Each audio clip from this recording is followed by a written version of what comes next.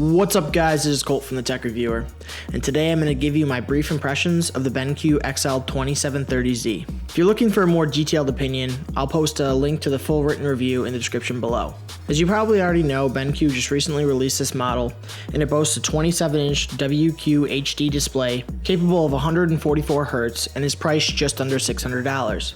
Cosmetically, the XL2730Z has no over-the-top design elements, but I do appreciate its thin bezels, matte black finish, and subtle branding. The base is oversized and weighted, providing great stability.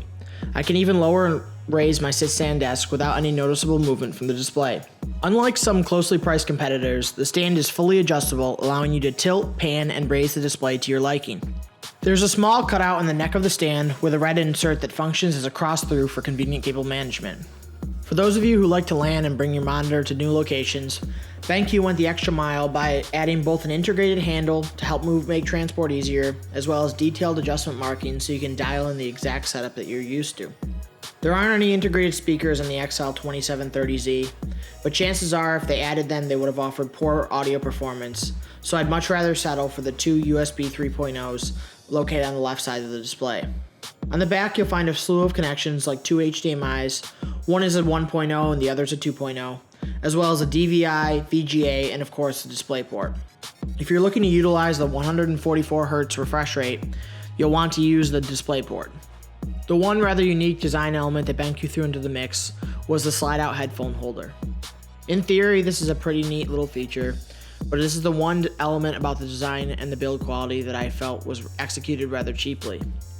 One of the things I dislike most about my Asus PB287Q is the fact that they put the OSD buttons on the back of the panel, which requires me to blindly feel around for the right button and often results in misclicks and time wasted.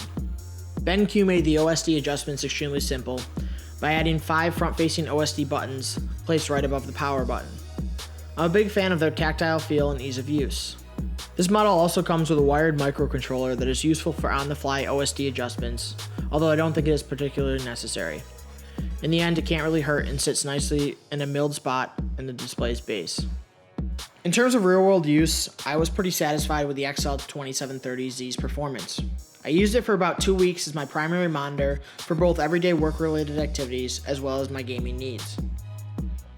Previously, I'm used to working on a UHD monitor, so the jump down in resolution was a bit of a change, although it should be a positive bump up for anyone using a 1080p HD display, since you're getting a great deal more screen real estate, as well as improved clarity thanks to the higher pixel count. To clarify in the WQHD resolution, this is exactly 4 times 720p, whereas UHD is exactly 4 times 1080p. This means you'll now be able to watch YouTube in 1440p as long as the user has uploaded the content at this resolution or higher. So straight out of the box, the backlight was pretty overwhelming, but I was able to dial it down and use a data color spider to achieve a uniform and accurate profile in terms of color representation. So something to keep in mind is that this is a high-end TN panel which is designed for fast gaming performance, although it will still suffer when it comes to viewing angles and color accuracy. This is really going to be most important if you're looking for the monitor to double for your gaming rig as well as in a day job environment where color accuracy is a must. If this is the case, you'll want to simply choose a different model or have a backup display designated for work-related needs. On the gaming end of the spectrum, this monitor performs extremely well, as you'd expect. I ended up calibrating the Gamer 1 profile for my gaming needs and took full advantage of the 144 Hz refresh rate, blur reduction, and black equalizer settings. The 2 games I mainly tested for it was GTA 5 as well as the early access edition of Killing Floor 2. The gaming performance of this monitor has been nothing but smooth, with noticeable hiccups in regards to visual performance, even when I was in hectic scenarios where dozens of enemies were flooding my screen at different directions.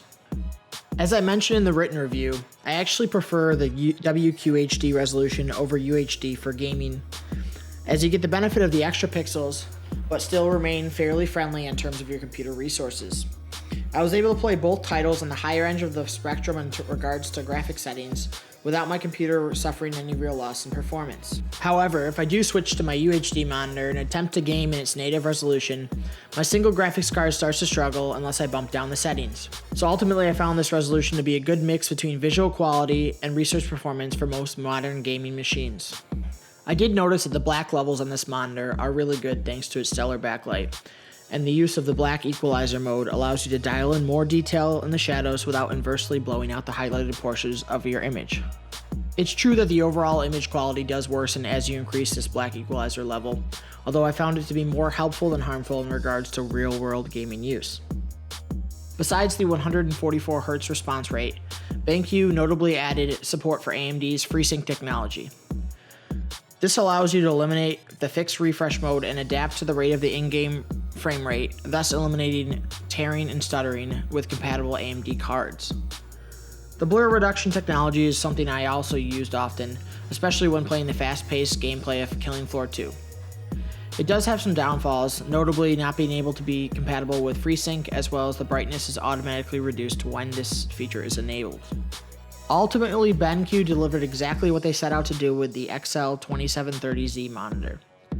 They gave us a relatively affordable gaming display with support for WQHD resolution, 144Hz refresh rate, as well as FreeSync technology. While the $600 price point won't fit everyone's budgets, and the TN panel isn't the best choice for non-gamers, I would still highly recommend this monitor for someone who knows what they are looking for and doesn't want to settle when it comes to visual gaming performance. That's all from me. I hope you guys enjoyed this review and found it helpful to any prospective buyers. As always, show your support by subscribing to our channel and check out the full written review, which I'll put in the description below. Until next time, stay tuned for more video reviews as I have some planned for the next coming weeks. Thank you.